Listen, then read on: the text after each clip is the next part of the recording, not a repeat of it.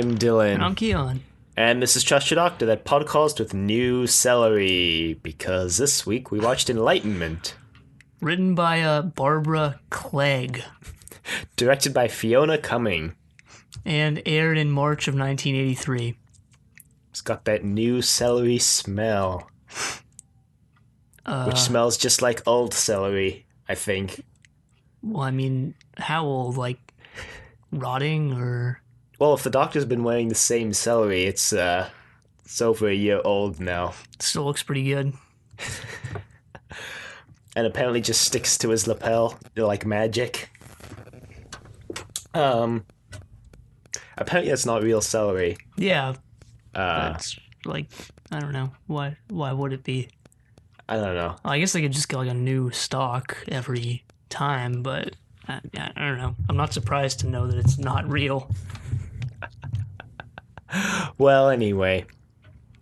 So, this is the conclusion of the Black Guardian trilogy. And it begins with, not that. Yeah, I watched this like a week ago, by the way. 'Cause I don't know, actually, yeah, never mind. I was just like really bored, so I was like, I guess I'll just watch the entire serial. I did. Wow. Nice going. So yeah, pretty disappointing throwbacks in this one too. I mean, because it was just the Guardians again. Yeah, well, anyway. It begins in the TARDIS, I think. Yeah, the TARDIS is in like low power mode or something, because something's draining the power. Yeah, it's like all red or something.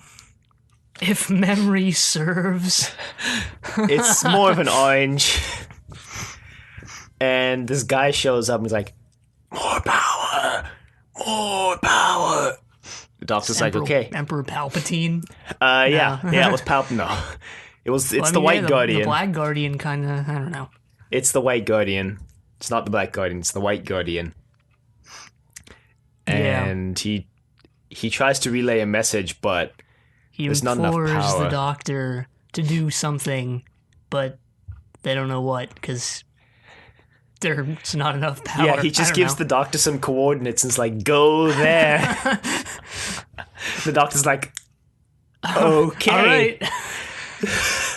So he goes there and he takes Turlo and he leaves Tegan in the TARDIS. They're playing chess at first, by the way. And when the TARDIS shakes, there's like, I don't know, this pretty bad scream. It's like, I don't know. I don't remember. Turlo also chucks the board on the floor. I guess he's trying to play it off as the shaking TARDIS. He's probably losing. I also wouldn't be surprised if Turlo was playing black, because that would be a nice parallel with him working for the Black Guardian. But anyway. Well, they don't bring it up, so. And I wasn't paying enough attention to actually know if he was playing black or white, so oh well. He leaves Tegan behind in case the White Guardian contacts him again. I don't know if the Doctor knows it's the White Guardian or not. Yeah, it's not really made clear, but he leaves Tegan behind, and they go onto the ship and they meet these sailors. Yeah, they're on a boat. And they're all eyeing the Doctor and Turlo suspiciously. And they're like, hey, Doc, glad you could make it, because apparently they need a new doctor. Yeah, but apparently doctor means chef or cook or galley person.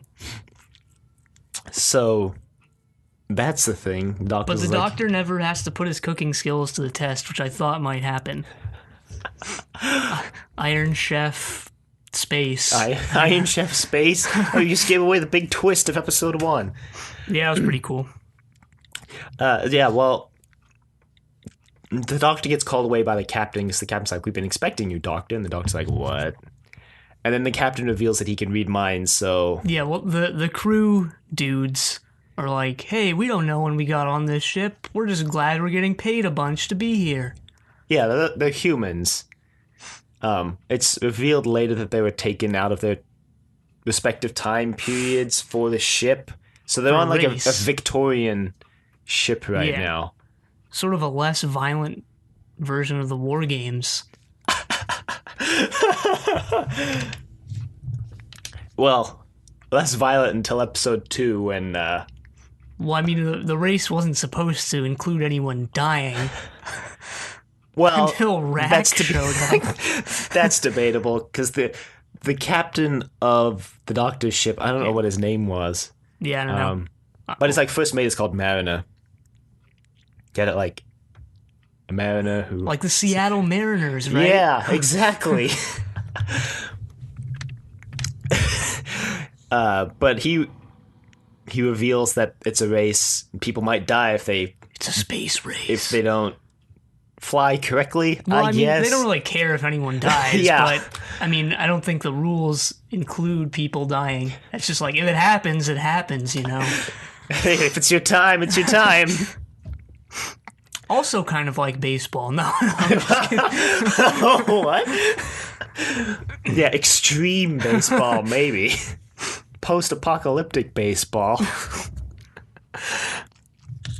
So, Tegan gets a message from the White Guardian. The White Guardian's like, don't let them win. Winner takes all. It was like, don't let win. Don't let win. And Tegan's like, oh shoot, better go tell the Doctor. And better go tell the Doctor that we can't let win. And she sees his face on the scan and she's like, whoa. It's the Mara, no. Nope, it's just Mariner.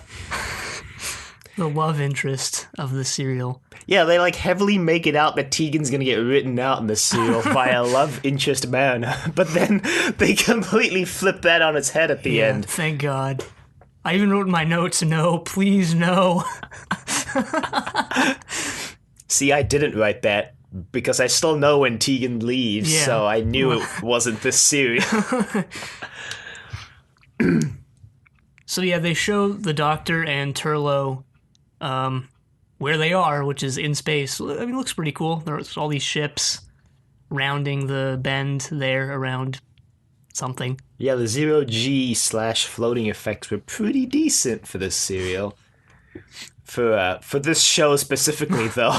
Not necessarily in general. I don't know, I just like seeing all the old ships in space. That was kind of nice. Yeah. They have to be like true to the periods, so... The multiple periods they're representing. The Eternals, that is. The people running the race are the Eternals. They're like immortal. And bored. That's why they're doing this. Yeah, they can read people's minds. Kind of. Well... They can. They can read minds, but Tegan, Turlough, and the Doctor's minds are more difficult to read for some reason. The Doctor, because he's a Time Lord, I guess. And every single serial that involves the Doctor's mind being read, they're like, your mind is difficult to read. So they're kind of... The crew is... One of them had been talking with Turlough, and he's like, you gotta help me, man. There's something in the water. I don't think it's the water. I think it's the rum, because he's like, I took an oath, I don't drink, and I know what's up there. Well, it was funny, because he went out, and because he wasn't drinking the rum, he was only drinking the water, so he went out and saw that they were in space, and he's like, oh god, it's in the water too. So that was kind of funny. And he gives... Even though he's not hallucinating, he's like the only one not hallucinating. Yeah. He's Professor, what's his name? We're hallucinating again? Except the crew kind of disappears in episode 2 and you never see them again, so that's... Yeah, well... Yeah. Yeah, the ship they're on is the quickest ship, it appears, until episode 4. But until Rack shows up. They're leading by quite a sizable margin, actually. And Tegan's like, how can they sail if they're in space? And the Doctor's like, solar winds. They're like winds, but they're solar. Like, that's actually a real thing. No, I think. It is. But NASA's been working on a ship, actually, that'll fly on solar winds, because that way you don't have to power it yourself, but it's still in the early concept stages. It's also something they used a lot in Star Trek Deep Space Nine. So, I just find it funny that they're using solar winds to power human ships and not, like, fancy spaceships. Well, I just thought that was funny. Well, when you think about it, the race is, like, really unfair to begin with, because, like, it's all these different ships, like, what, they're gonna have like a 21st century ship go up against like an ancient Greek thing? Like, that's pretty unfair. Well, I think it's implied that the ship the Doctor's on is the most modern ship in the race. They modded them. I don't know. The Victorian ship's the most modern ship. Well, I'm sure they found some way to make it more even. Or maybe not. Not really, because Rack just unfurls those extra sails, and because she has more sails, she goes quicker, remember? Not really, but okay. Yeah, that's how she pulls even with the ship the Doctor's on in episode 4. Also, they have launches, which are just like, you know, the lifeboats, and they sail between the ships, but somehow they don't have sails, but they work in space. I don't know. They just row. In space. Yeah. They row boats in space. Yeah. Okay. I don't remember how episode 1 ends, but in episode 2, the Doctor and Turlough are like, well, we're coming up on Venus. I think it ends with like, we're in space. And they're like, whoa, we're in space. Well, episode 2... Well, they actually revealed at the beginning of the serial that they're racing through the human solar system. Because in episode 2, they fly by Venus. And they fly by Venus pretty close, and the Doctor's like, we're gonna burn up. Captain's like, we're fine, helmsman, keep going. And they survive, but the Greek ship, which was led by Cretus, blows up. And they're like, whoa, why'd it blow up? Maybe someone sabotaged it. Well, really, it's just the Doctor who thinks it was sabotage. The Captain's like, no, we wouldn't sabotage each other. That's not sporting.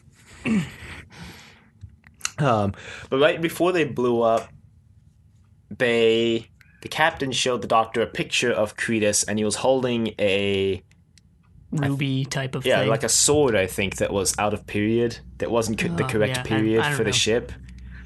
And it had a big ruby on it, which is important. A totally inconspicuous ruby. And the Doctor's like, hey, why is that sword out of place? And the Captain's like, I've got no idea, but doesn't matter now. He's dead now. That's actually basically what happens. The Captain kind of takes his hat off. He's like, moment of silence. And the Doctor's like, they all died, didn't they? And the Captain's like, no, they got transported. And the Doctor's like, you're not talking about the humans, are you? You're talking about the Eternals. The Captain's just like, Yeah, so I guess the Eternals just get transported to wherever they were from. But all the humans died, so... Yeah, the Ephemerals. They're all dead, so... So, meanwhile, Tegan is, like, off somewhere. Mariner is like, hey, Tegan. Marry me. Well, no, I mean, he doesn't... I don't know what he says. He says, your mind is complex, and I like reading it. And she's like, please stop reading my mind. And he's like, no, I like reading your mind. They have this, like, room... They have these rooms prepared for them, and Tegan's has, like, all this memorabilia that pertains to her. And she's like, wow, that's kind of weird. It has a picture of her aunt who got brutally murdered by the monster in her first serial. Yeah. Sure, that doesn't bring back any bad memories. I mean, if they can read her mind, they... I don't know. Mariner's like, I can see your mind. Yeah, it has some other stuff that has to do with her, but I forgot what it was. Nah. The Doctor and Turlough are running around the ship, and then Turlough gets separated from the... He keeps getting these messages from the Black Guardian still, like, hey man, kill the Doctor already. Black Guardian has this laugh at some point where he's like, I don't know. I think that's right after he tells Turlough that he'll live on the ship forever. And I don't know, the Black Guardian is just funny at this point. Black Guardian's just trolling everybody in the serial.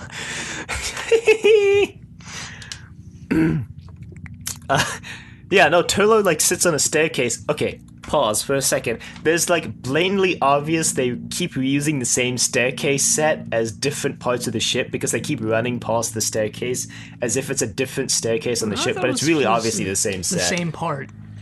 No, it's like clearly not. No, they like went the wrong way and they came back. No, it's clearly That's clearly not what they're intending, though. Because they, like, run off the left through a door, and then they shoot it from a different angle where they come out the opposite side and then run past the staircase again. Yeah, I thought it was like they came back and they went the wrong way and like, go back. No.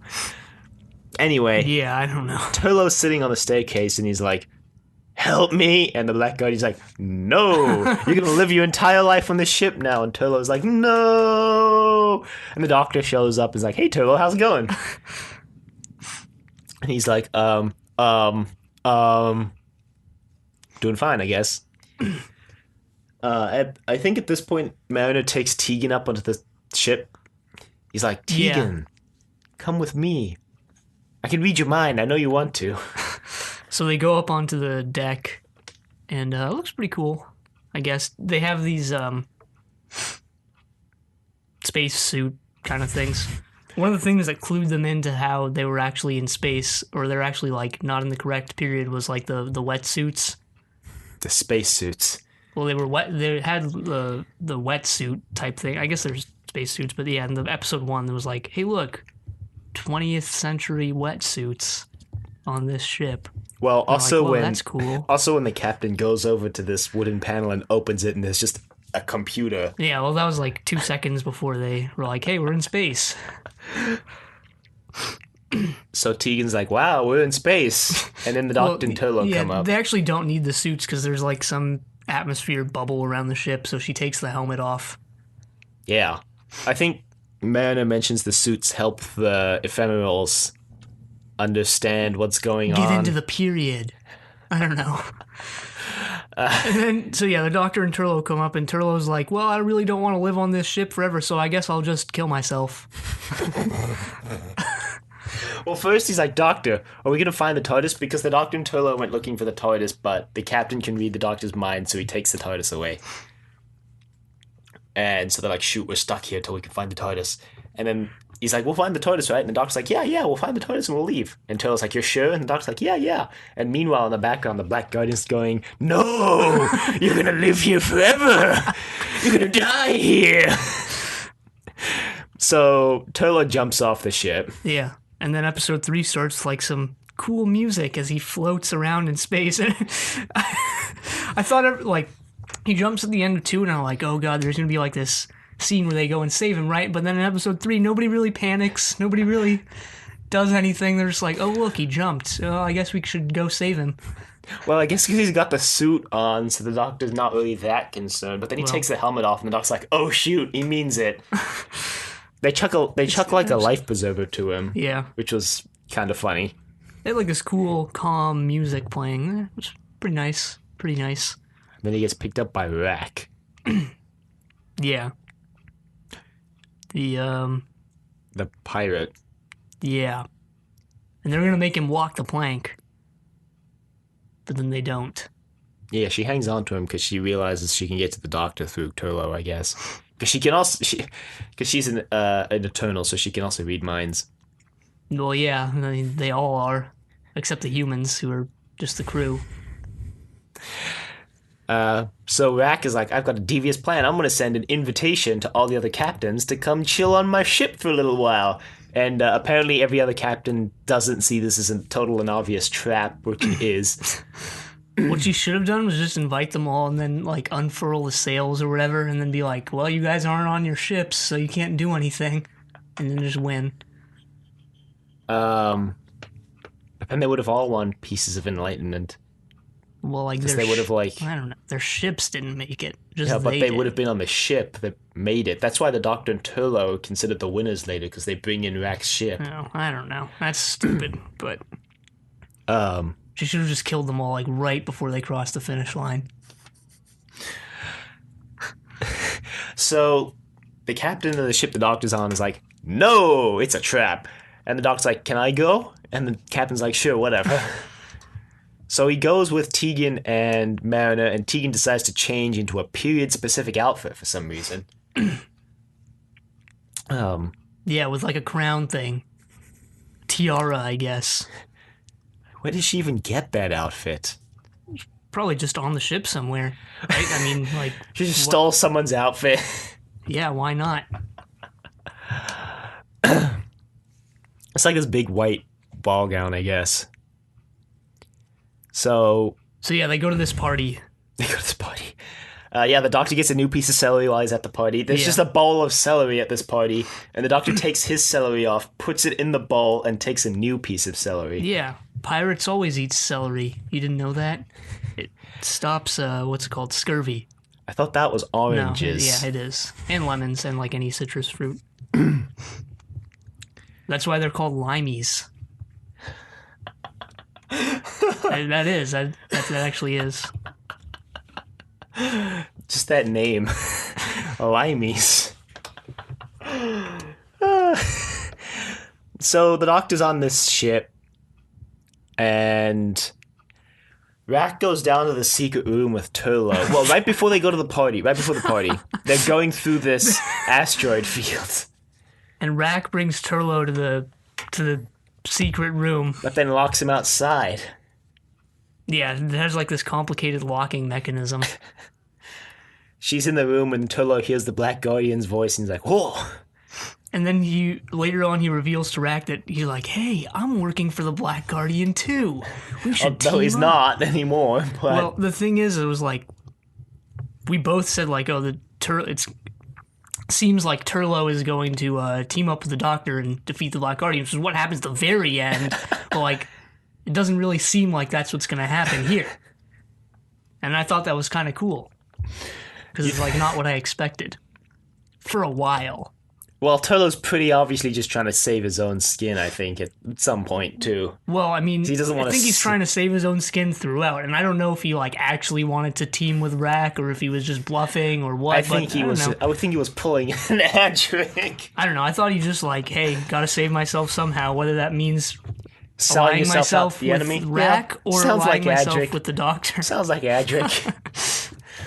Yeah, but Turlo's a lot better than Adric. Well, he's better acted. The Doctor pulls an Adric later on, too. Flips a coin to decide which way he's going. But then, like, flips it back. When it's not the way he wants, like he always does. So, yeah, they blow up Davy's ship. And, they're like, oh, that's a shame. He hit an asteroid. The Doctor's like, no, he didn't. That was the same explosion as the Greek ship. And the captain's like, yeah, whatever. So, yeah, now they're at the party. The Doctor goes off looking for Turlo. Tegan gets taken by Rack. Rack is all, Tegan! Nessa! No. Come to my room! And then she gets mind-controlled. Or hypnotized, or something. She gets frozen in time, I guess. And then Rack I guess the Eternals can do that. Guess so. Then Rack just places the ruby on her crown. Yeah, well, while this was happening, Turlo was in the room suffocating because it's an airlock. And the Doctor comes in and saves Turlo and he's like, we gotta find out a plan. The Doctor's like, see, there's definitely some way they focus the power in here. Yeah, it's definitely not that giant red eye on the ceiling. Just kidding. Well, it's like there has to be something on the ships that get destroyed to focus the power through, and then it cuts to Rack putting a giant ruby in Tegan's tiara, and you're like, oh, that's how they did it. Yeah. And then the Doctor's like, wait a minute. Yeah, well, the eye is like how they communicate with the Black Guardian or some BS like that. And then episode 3 ends with the Doctor and Turlo getting captured. And episode 4 begins with Turlo going, he's a spy. I was here to find him out. And the Doctor's like, don't worry, I'm used to this. Adric did it all the time. And then he meets up with Tegan and he's like, Turlo's doing the Adric thing. Well, he's more like Turlo wants to stay. Turlo! No, I don't know. Sounds terrible. No. Sounds Turlo-bull. Ooh. Sounds like turtle almost. So, Tegan and the Doctor go back to the ship they were on. This is episode 4. They're racing to the end. And they're like, we're going to win. We're going to win. It's like the home stretch. They seem not to care about the race for the entire thing. And they're like, well, we're in the home stretch, so guess we better actually try. And then Rack just pulls up alongside him because she's got super giant sails, which is like an obvious advantage. And then the winds die down. And then Rack keeps going because she has big enough sails to catch even the slightest breeze or whatever nonsense. She probably got the first pick at, like, which ship she wanted.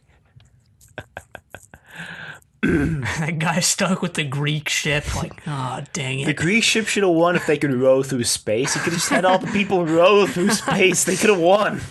I'm sure there was some guy on, like, a little life preserver, like, in dead last. Just like, oh, man.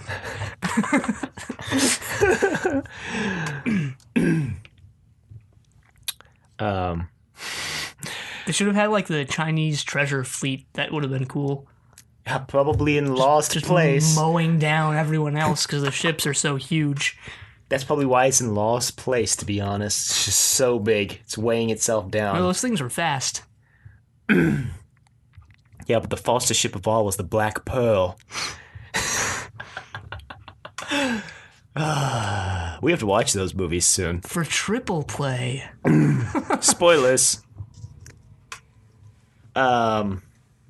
So, she pulls up alongside, and the doctor's like, there has to be a way that they're going to focus the power. We have to figure out what it is. Tegan, did she give you anything? And Tegan's like, I don't think so. No. The doctor's like, it has to be like a jewel or gem or something. And Tegan's like, wait, somebody put a ruby in my tiara. This is funny. I'm like, oh god, we gotta destroy it. So the doctor takes it to the room and smashes it with an axe. And then he's like, oh god, it still works. I just amplified its power. Oh, the doctor doesn't even use the axe a normal way. He uses the side of the axe and smashes it with the side. But then they run up on the deck and he just chucks it overboard. Yeah, this is when they're running through the ship. I actually liked this scene. I loved how he just destroyed it. And he's like, oh god, I accidentally just multiplied its power tenfold. So yeah, they go up on the deck and they just throw it overboard. And it blows up. Yeah, and then Mariner, being a smug little bugger he is, he's like, we have the power over matter. If you had just imagined it in space, I could have made it be there. And the doctor's like, why didn't you? And he's like, well, I didn't think of it. And that's when the doctor's like, you Eternals need us more than we need you, because you feed on our minds to think of things. I don't know. This was like something that they expanded upon because it was brought up earlier. I was like, it was kind of cool, I guess. No, I liked it because the doctor was like, you're enslaving these people, but you need us more than we need you. Yeah, it was pretty interesting. But still, when he was like, hey guys, I could have just materialized it out in space. The doctor's like, dang it. But yeah, the winds died down. I guess, I mean, it was probably fun for him. He's like, he can't die. So he's like, yeah, we're racing through the ship. Gotta get these explosives off the ship.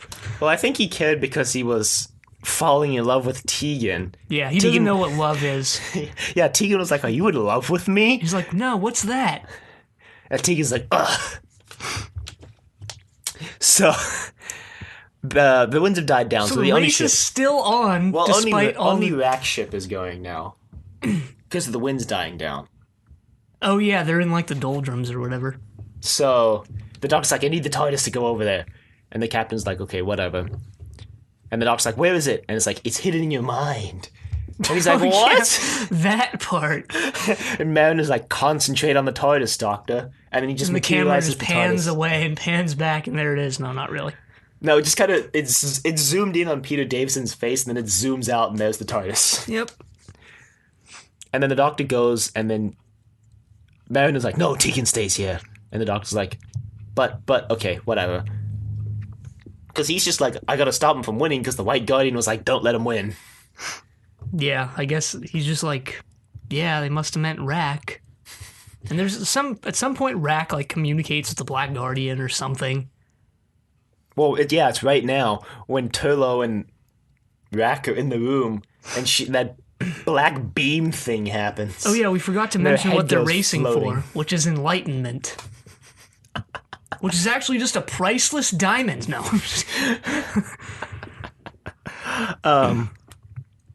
No, but the doctor materializes in the room with the laser beam, and then all of a sudden some bodies come flying out, And you only see it from the other ship where Tegan is, and she's like, it's the doctor. And the captain's like, I don't know. She's like, the doctor's dead. And Mariner's like, I feel something inside of you. Grief. What is grief? But no, they actually just jettisoned Rack and her first mate. The first mate and like someone else, I guess. But you don't know that yet. It's actually the way they did it was pretty cool because now it cuts to the end place where the White Guardian and the Black Guardian show up and they're having the millennia old argument about which is better. The Black Guardian's like, you can't have light without dark, and the White Guardian's like, well, you can't have dark without light. Yeah, you think they would have come to an agreement after all this time? Nope. But they did come into agreement about wearing birds as hats. Yeah, because the White Guardian has a sick dove hat. Yeah, it's also like really well manicured and brushed back and doesn't look as haphazard as the raven the Black Guardian's wearing. Yeah, it looks less roadkill-ish. Might still be roadkill, though. It's pretty difficult to roadkill a dove. What if they gifted each other those hats? And they didn't, and like each one didn't know the other was going to. It sounds like a plot. Sounds like a romantic comedy. Yeah. I would watch it. That's sitcom with the Black Guardian and the White Guardian. Okay, this is a bit of a tangent, but there was Disney made this Mickey's Once Upon a Christmas this one time, way back when. It was a Christmas movie. Yeah, I think I watched that. And Mickey and Minnie were buying each other gifts, and they both like traded away something to buy each other a gift. That's a Gift of the Magi. Yeah. They basically adapted it into the Disney version. Yeah, they Which just made the Disney two. does they just with made every the two main movie. characters, Mickey and Minnie. That's all they did. Well, I mean, that's all Disney does is adapt old public domain fairy tales. Yeah, I guess. Well, Zootopia was pretty cool. Okay. Zootopia and Wreck-It Ralph are like their first original ideas in years. Okay, Lion King is just Hamlet, okay? And, what's that? There's like some Japanese movie from like the 50s that's like literally just Kimba the Lion King. the White Lion or something. And Frozen is... literally has Scar in it. Frozen is like a traditional French fairy tale about the Ice Queen. So if you thought Frozen was original, you're wrong! So yeah, the moral of the story is good artists borrow, great artists steal. Well, I mean, it's not like they hide the fact that they're adapting old stuff. I mean, they really don't hide it at all. I know. Anyway, the Guardians are like, so, do you want your prize? And the Doctor's like, well, Rack's not here. And Turlo won. Yeah, because they think it's Rack, and then the Doctor's like, nope, it's me and Turlo. We brought the ship in. And they're like, well, since you brought the ship in to win, you get the prize. And since Rack isn't here, so Enlightenment turns out to be like a little crystal.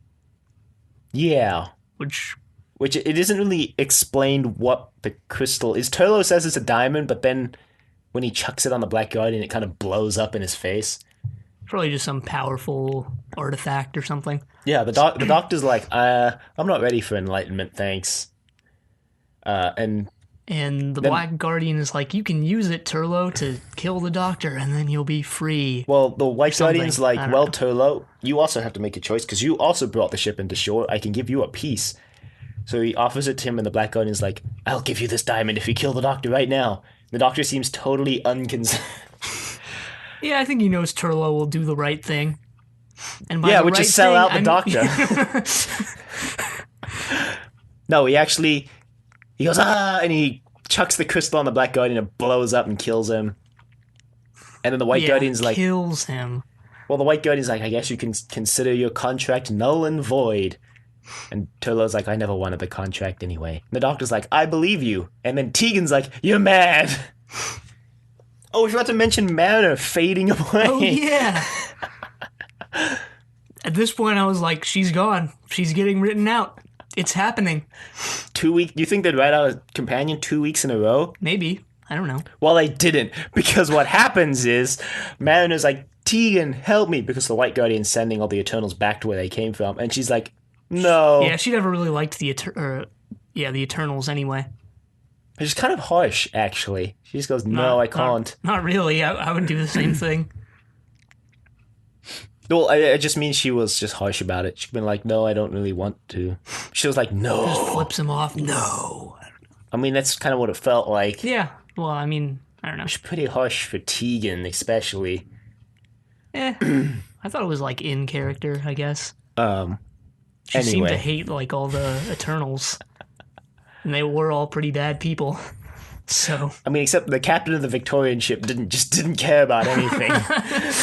Yeah, he didn't even really care about winning. He was just there for the sport of it. So yeah, they go back to the TARDIS and they're like, "Where should we go now?" And Turlo's they actually like, don't go back to the TARDIS. They say that line while they're still standing in the room. I don't remember. Turlo's like, "Hey, we should go back to my planet." And then the Doctor's like, "Why not?" And then it ends. So yeah, I assume they're not going to go back to his planet, just like they didn't go back to Gallifrey.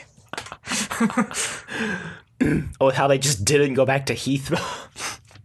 There's a lot of places they didn't go back to. Well, I think they did make it back to Heathrow, and they did make it back to Gallifrey. Yeah, eventually, but just like not in the... Eventually. Yeah, ages after everyone stopped caring. Yeah, the Doctor just likes to go the long way around to places.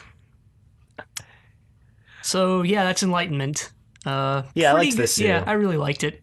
Way better than Terminus. So, yeah, up there with Modern Undead and Snake Dance. Yeah, I still say it's second to Modern for me, but definitely a strong serial, I think. I'll rank them at the end like I usually do. Even though I always say I hate rankings and then I end up ranking them, so... Terminus is definitely the lowest. Well, this trilogy for sure. Well, I mean, like, unless... The next one, which is King's Demons, ends up sucking. And the Five Doctors. Well, I was thinking that, the Black Guardian plot didn't really need to be a trilogy. They didn't really need Terminus in the middle there, because it didn't add anything to that plot. They could have gone straight from Modern into this one. Well, and I guess it would have worked. I mean, there wasn't really much character development for Turlo in Terminus, but it kind of just adds to it, having him kind of there, being conflicted a bit. Yeah, but I mean... He has that discussion with Tegan, so... Terminus ended up being more about Nyssa than... Yeah, of course, I mean... Which makes sense, but... Might have just felt a bit too fast had they gone right from one to the other. Yeah. Maybe not, I really don't know. Because just looking back on it, it now feels like nothing really happened with the Black Guardian in Terminus. Yeah, and it didn't really.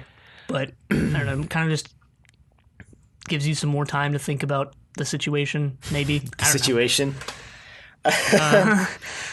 So, yeah, well, good serial this, but really disappointing throwback. Like, I went into the season like, oh yeah, there's going to be a new throwback every serial, but I guess it was the White Guardian here. I mean... Because we hadn't seen him yet this season. Yeah, wow. But, I mean, that's still pretty lame. Yeah, it feels like they're also setting up another encounter between the Doctor and the Black Guardian. Because the White Guardian's like, you denied him the key to time, and now you've denied him this. He'll be looking for the third encounter. Yeah, third time's the charm. Yeah, it's funny that he says third encounter, because I think an audio drama came out this month where the fourth Doctor encounters the Black Guardian again, post key to time, before this serial. But whatever. Maybe Big Finish just explained it away like all the other continuity errors by having the Doctor get his mind wiped at the end of this story. No, there's like a running gag that the Eighth Doctor keeps getting his mind wiped because the Eighth Doctor's involved in so many continuity discrepancies that they wipe his mind at like the end of every story. In fact, that's the plot of the Eighth Doctor's novel, which is like the Eighth Doctor's first adventure right after the TV movie. He gets his mind erased, and he has to go back through his own time stream to get his memory back. Thanks, Terrence Dix. Anyway. Yeah, this serial combined a lot of cool ideas, which I liked. Yeah, really well, actually. And I'm kind of sad that Barbara Clegg doesn't write another serial. She doesn't. Oh yeah, I read that this was the only Doctor Who serial ever that was written and directed by women. Yeah, like I guess also including the reboot. Well, yeah, because all the episodes directed / written by the reboot by woman in the reboot aren't the same serial, so it's not like written by a woman and directed by a woman. Yeah, so this is the only one. Interesting. Well, I expect there'll be another one eventually when they finally realize that they haven't done that again yet. Anyway. Yeah, it is unfortunate that she doesn't write any more, because this was really good. Well, she creates the underlying ideas for 2 serials that don't get made, but they made later as audio dramas, so maybe we'll listen to those. And by maybe, we mean yes. I mean, yeah, eventually. Anyway, email us at thedoctor@decorativevegetable.com. Questions, comments, concerns, angry rants, love letters. What we should do for the 5 Doctors, which is quickly approaching. We don't have anything special planned for yet. Probably not going to do anything special. At this rate. Telling you, we should do something like we did for 3 Doctors. That was a quality episode. You mean the one where nobody could tell what was happening? Because of the ambiguous. I just had a good idea, script. But I'll keep it. Good, quote unquote. It is good. It's amazing. So, yeah, you can find us on iTunes, YouTube, and Google Play. All at Trust Your Doctor. Leave a rating if you like the show. Yeah. Check us out on Facebook, Trust Your Doctor. Like us on Facebook. Check us out on Twitter at TYD Podcast, and follow us on Twitter. And next time we watch King's Demons, which hopefully has a better throwback. But until then, the end.